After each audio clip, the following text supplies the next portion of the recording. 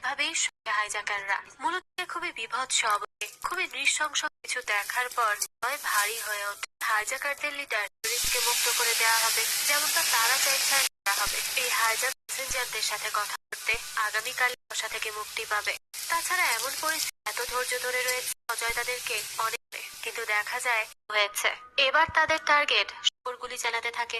সবকিছু দেখে হামজা সেখানে সোজা ইসলামের দোকানে একটা কাজ চায়, যাকে সেখান থেকে